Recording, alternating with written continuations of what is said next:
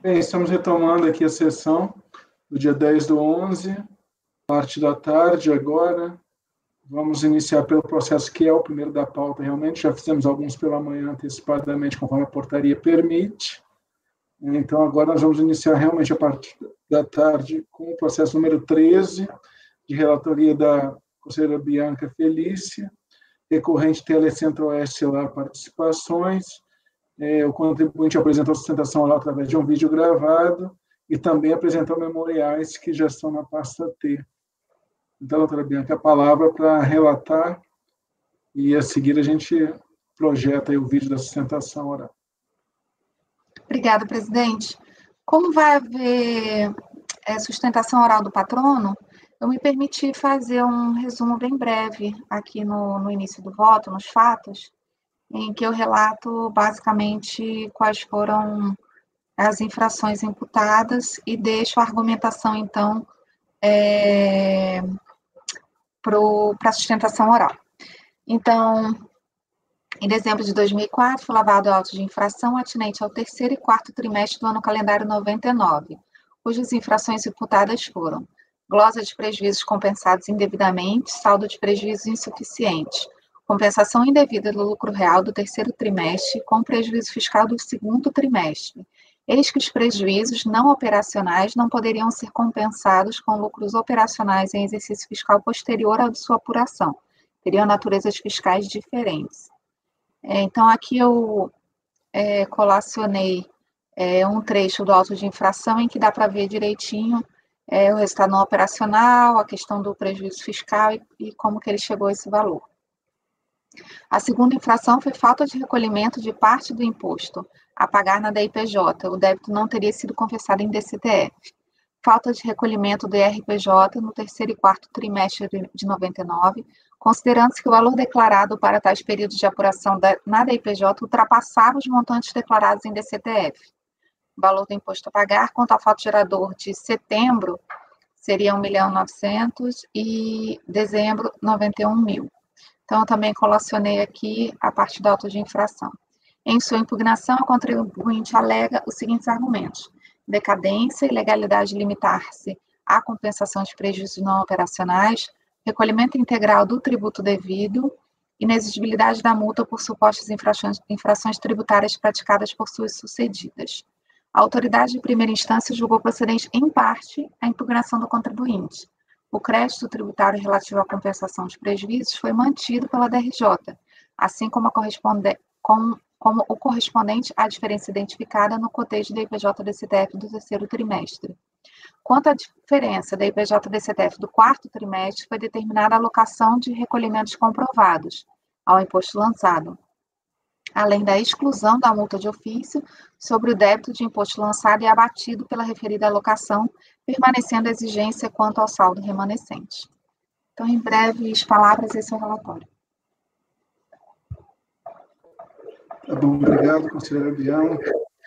Eu vou agora compartilhar o vídeo que o contribuinte enviou. Vocês têm, de qualquer jeito, o link aí na planilha que eu enviei, mas... Ilustríssimos senhores conselheiros, boa tarde. Meu nome é Gabriela Coelho Torres, estou aqui como patrona da Telefônica Brasil S.A., sucessora da Telecentro-Oeste Celular Participações S.A., por sua vez, sucessora da Telebrasília Celular S.A. Esclarecido isso, estamos aqui diante de uma autuação para exigência de RPJ, sendo essa autuação dividida em dois itens. O primeiro item diz respeito à alegada compensação indevida do prejuízo não operacional do segundo trimestre de 1999 com o lucro operacional do terceiro trimestre do mesmo ano. O segundo item da autuação diz respeito ao recolhimento a menor de RPJ, alegadamente, no terceiro e no quarto trimestres de 1999. Muito bem. A DRJ deu parcial provimento à impugnação apenas para reduzir a cobrança atinente ao quarto trimestre de 1999, segundo o fato atuado, por ter localizado 2 pagamentos em DARF para amortizar esse débito. No entanto, é certo que a autuação em seus 2 itens deve ser integralmente cancelada, como se passa a demonstrar. De saída, é necessário destacar a decadência integral do crédito atinente ao 3º trimestre de 1999, relativamente ao 1º e ao 2º fatos autuados. Ora, nos termos da consentânea jurisprudência, não havendo imputação de práticas dolosas, fraudulentas ou simuladas ao contribuinte, como no caso, e tendo havido declaração dos débitos, o termo inicial do lustro decadencial é a data da ocorrência do fato gerador. Sendo consentâneo que a Telebrasília submetia-se ao lucro real trimestral, é fato que o fato gerador atinente ao 3º trimestre de 1999 concretizou-se em 30 de nove de 1999. Assim sendo, nos termos do artigo 150, parágrafo 4º do CTN, é certo que o fisco só teria até 30 de nove de 2004 para efetuar o lançamento. No entanto, a empresa só foi intimada a respeito do lançamento em 17 de dezembro de 2004, de forma que o crédito está fulminado pela decadência. Lado outro, passando-se ao mérito do primeiro fato autuado, verifica-se que a DRJ anuiu com a impossibilidade de compensação do prejuízo não operacional do 2º trimestre com o lucro operacional do 3º trimestre. No entanto, com todas as vênias, não se trata do posicionamento mais acertado. Ora, é certo que o imposto de renda visa tributar o acréscimo patrimonial, de forma que deve-se permitir o abatimento do lucro pelo prejuízo, independentemente de sua natureza, sob pena de permitir-se a tributação de patrimônio, transmudando o fato gerador definido pela Constituição e pelo CTN. Ademais, o procedimento fiscal de apuração e segregação das parcelas do prejuízo acaba por transmudar a natureza do operacional em não operacional, limitando por vias transversas o direito à compensação. Assim, sendo certo que não existe lei em sentido estrito, mas apenas instrução normativa que determina essa segregação do prejuízo de acordo com a sua natureza, e sendo certo também de que apenas lei complementar pode definir base de cálculo do tributo, é evidente que não se pode legitimar a segregação e a limitação pretendida pelo fisco no presente caso. Lado outro, quanto ao 2º fato autuado, este egrégio conselho, com acerto, decidiu, na última sessão de julgamento relativa a este PTA, converter o julgamento em diligência, para que a unidade fiscal de origem juntasse aos autos algumas DIRFs relativas ao crédito utilizado para compensar o débito do 3º trimestre de 1999. O que se verifica é que o relatório de conclusão dessa diligência fiscal é extremamente conciso. Entretanto, se analisarmos no detalhe as mais de 200 DIRFs que acabaram sendo juntadas aos autos, verificar-se-á a legitimidade dos argumentos do contribuinte. Em primeiro lugar, porque foi rastreado, e isso foi afirmado pelo próprio agente fiscal, uma parcela de imposto de renda retido na fonte relativa ao 3º trimestre de 1999, que por equívoco não havia sido aproveitada pelo contribuinte em sua DIPJ. Uma parcela de R$ 139.555,40 fazendo os cálculos. Em atenção à verdade material, é evidente que essa parcela deve ser imputada a esse débito de forma a amortizá-lo, reduzindo a exigência em pauta. Em segundo lugar, se analisarmos no detalhe todas essas DIRFs juntadas, verificar-se-á que foi confirmado uma parcela de imposto de renda retida na fonte para o 2º trimestre de 1999 na monta de R$ 2.249.648,59, parcela mais do que suficiente para a compensação, para a confirmação integral do saldo negativo declarado em DIPJ para o 2º trimestre, na monta de R$ 2.205.100,12. Ora, Nesses termos, é evidente que esse crédito do segundo trimestre de 1999, formado integralmente por retenções na fonte, é mais do que o necessário para compensar integralmente o débito do terceiro trimestre, ora em exigência. Por fim, subsidiariamente, é necessário ratificar a ilegitimidade da multa de ofício no percentual de 75%, ora em exigência. Toda jurisprudência com base na leitura do artigo 132 do CTN é consentânea no sentido de que a sucessora só responde pelas multas punitivas relativas a fatos praticados por sua sucedida se a formalização do lançamento ocorrer até o ato de incorporação. Não foi esse o caso. Neste caso concreto, conforme restou demonstrado às folhas 347 a 350 pelos atos de incorporação, a incorporação da Telebrasília, cujo IRPJ foi lançado pela Telecentro-Oeste, a empresa autuada, ocorreu em 26 de abril de 2002, sendo que a autuação só foi lavrada em 15 de dezembro de 2004. Muito tempo depois. Assim, é certo que essa multa não poderia ter sido exigida nesse auto de infração lavrado contra a sucessora e deve ser prontamente desconstituída por este egrégio concílio. Diante de tudo isso aqui afirmado, reitera-se o pedido pelo provimento do recurso voluntário para cancelamento integral da autuação em seus dois itens. Subsidiariamente, requer-se o cancelamento da multa de ofício.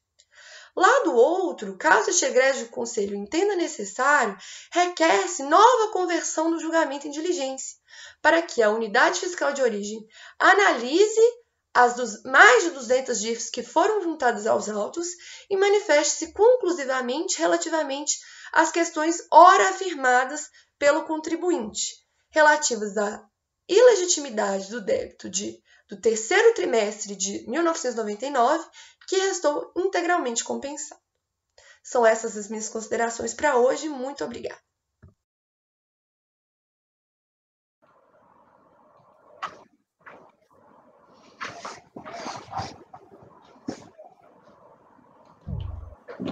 Bom, doutora Bianca, acho que a doutora Bianca agora pode passar o voto. Acho que está bem clara a situação, que tem um problema de uma diligência anterior já realizada, efetivamente, né? E tem as duas infrações e a questão da multa na sucedida dos sucessores, que são esses os principais pontos aqui. Mas a doutora Bianca pode passar o voto. Então. Obrigada, presidente. Exatamente. Esse mesmo colegiado tinha convertido o processo em diligência para que os documentos anexados pelo contribuinte fossem analisados e fossem consultados os sistemas da Receita em relação aos argumentos. No entanto, a própria patrona comentou, né, a diligência ela voltou inconclusiva. Ela simplesmente anexou as DIFs que estavam no sistema e não falou nada sobre os documentos anexados. Eu confesso que, como é uma volta de diligência minha, e eu vi que havia uma informação fiscal, eu procedi ao voto, né, estava finalizando, fui seguindo o voto, por isso que eu coloquei 2 arquivos na pasta. O primeiro é uma resolução e o segundo seria o voto que eu estaria lendo agora. No entanto, quando eu me deparei com a volta da diligência, ela não está satisfatória.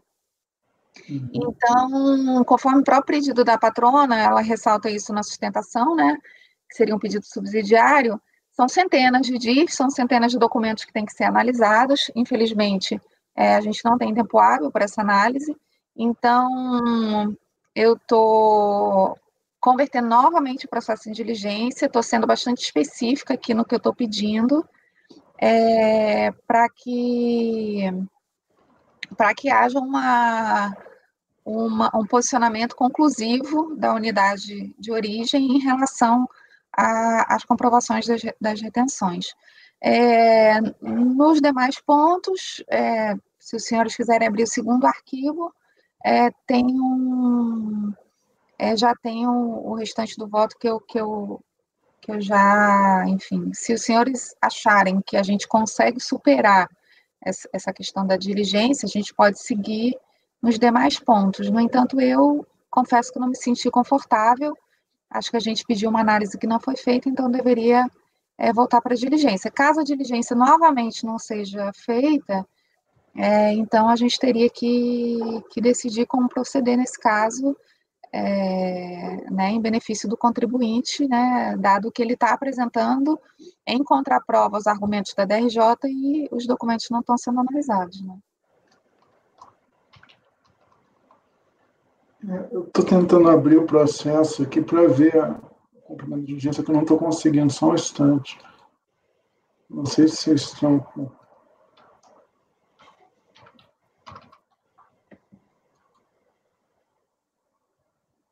Eu já estou travando. Também não estou conseguindo, não, é processo. Ele abre e depois fica rodando. Agora acho que eu consegui. Tentei 3 vezes.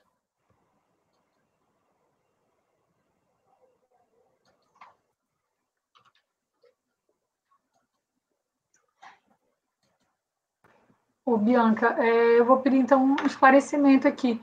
Na verdade, ele lançou o terceiro e quarto trimestre de 99, baseado naquele meio que batimento da IPJ da CTF, viu que tinha havido uma compensação ali a maior, e ainda resultou no imposto a pagar, então ele fez uma glosa de compensação e calculou mais uma diferença de imposto devido. Aí, na DRJ, ele viu que tinha, acho que uns 2 pagamentos ali do quarto trimestre e imputou, e aí deu um provimento parcial.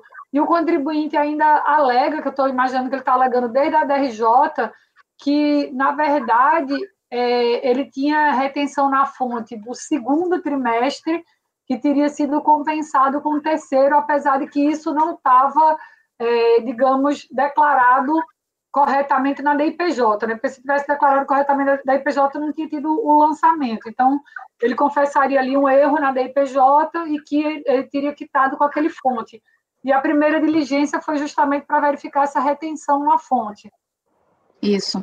Né? E aí ele voltou com a unidade de origem, colocou as retenções da fonte, mas não fez um relatório conclusivo acerca disso. Exatamente.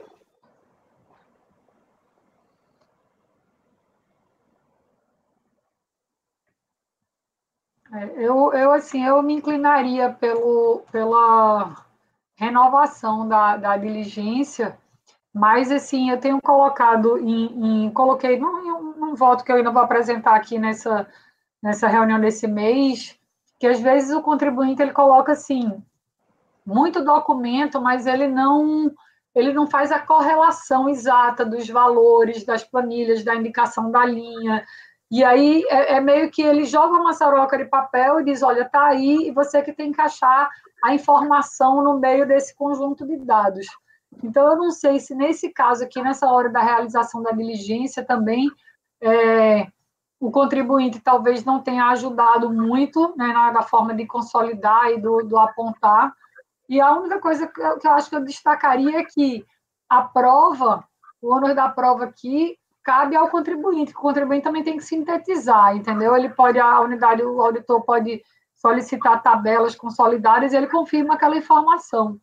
Mas o contribuinte tem que trabalhar nessa prova também, entendeu? Porque, imaginando aqui, se a unidade de origem juntou toda essa coisa da retenção e não tem um relatório conclusivo, caberia também ao contribuinte indicar, consolidar esses valores, entendeu? Então, a minha preocupação, às vezes, é essa, a gente meio que inverter o ônus da prova e dar esse ônus da prova à autoridade fiscal quando o contribuinte teria o dever de consolidar isso aí.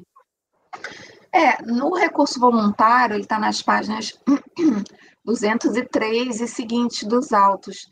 Ele é bem pontual, sabe? Ele indica mês a mês, em abril, quais foram as aplicações financeiras, o imposto retido na fonte. Aí ele bota DOC 6, aí depois, de maio de 99, DOC 7. Ele vai relacionando cada um, coloca as folhas aqui que foram contestadas, enfim. Eu achei bem pontual, não é tanto assim, sabe? Como a própria patrona falou, você tem que ir lá no detalhe e olhar, tá ali, não tá ali. Então, não é tão complicado assim, não. E nos DOCs, ele bota cada DOC, bota lá, DOC 6, comprovante de aplicação financeira de tal mês, de tal instituição financeira. Então, assim, realmente... E outra coisa, também não... Uma vez que a gente decide pela diligência, eu acho que não cabe lá na unidade de origem, o auditor, ele, não, eu só vou fazer uma parte da diligência, só vou olhar o sistema informatizado, ou, né, então, assim, ele tem que cumprir com a diligência, né, por mais que ele... A nossa orientação na última sessão, eu nem sei quando é que foi a sessão da diligência, deixa eu ver.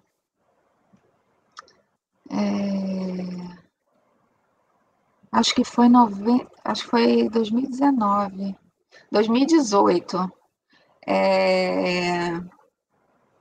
Enfim, era para ter analisado tudo, né? Mas eu tentei esclarecer melhor e fazer um pedido mais específico, pedindo um relatório conclusivo e vamos ver o que volta.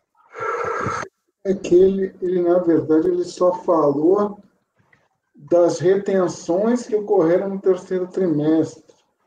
Exatamente. Ele não falou da extinção do débito apurado no terceiro trimestre, que era o que a Bianca tinha pedido.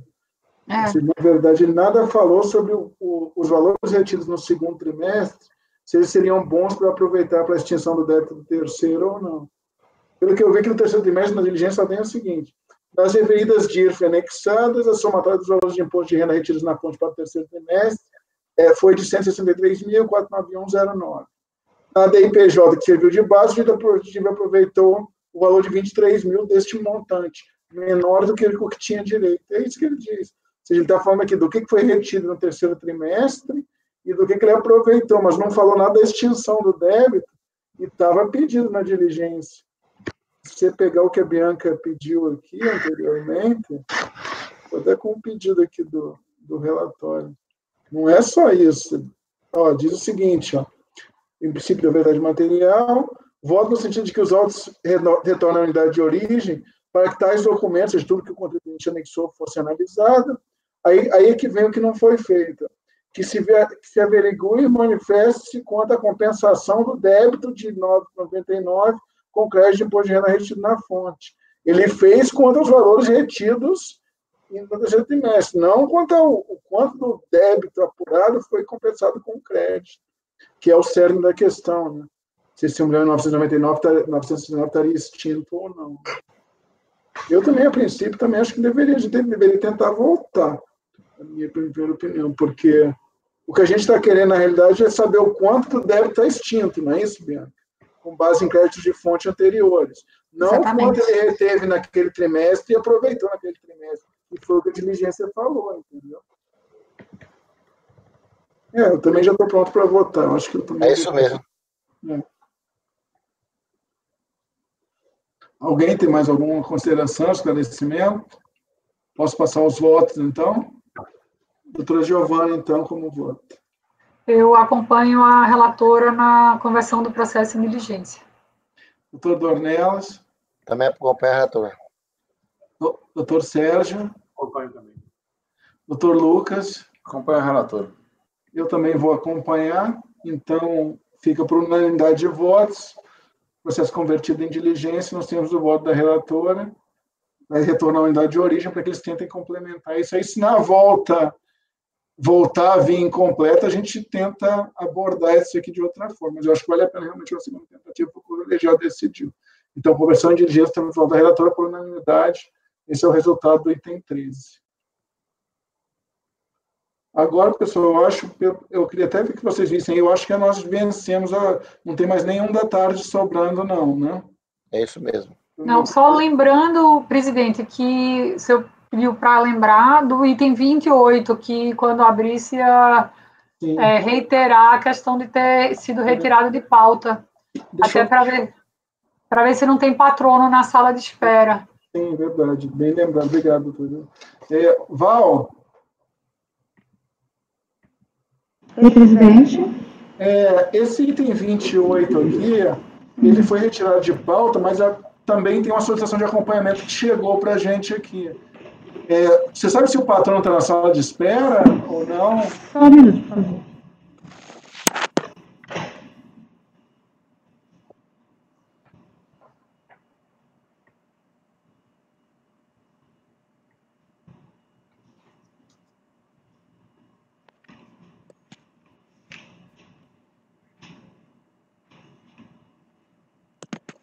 Presidente, ele já está entrando na sala de espera. Você avisa para ele, por favor, que houve uma retirada de pauta por solicitação do Procurador da Fazenda, e então o processo não vai ser julgado. Foi publicada, retirada efetivamente. Então, só para avisar para ele que ele deve estar esperando para o julgamento do processo, só para avisar para ele que foi retirado de pauta por solicitação do PGFN. Tudo bem. Tá bom? Ok.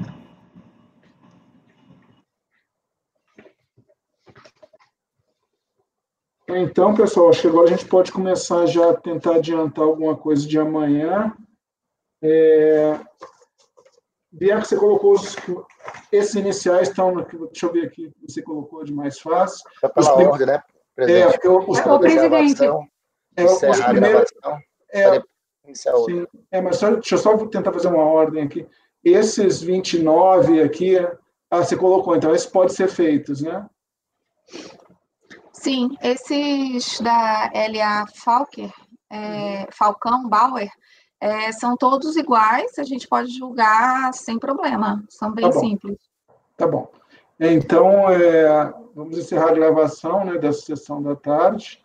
Efetivamente, a gente volta a seguir e vamos reiniciar pelo item 29. Na verdade, são vários, né? São quantos, hein, Bianca? São 9 processos no mesmo contribuinte. A gente volta já antecipando, conforme portaria, os itens de amanhã.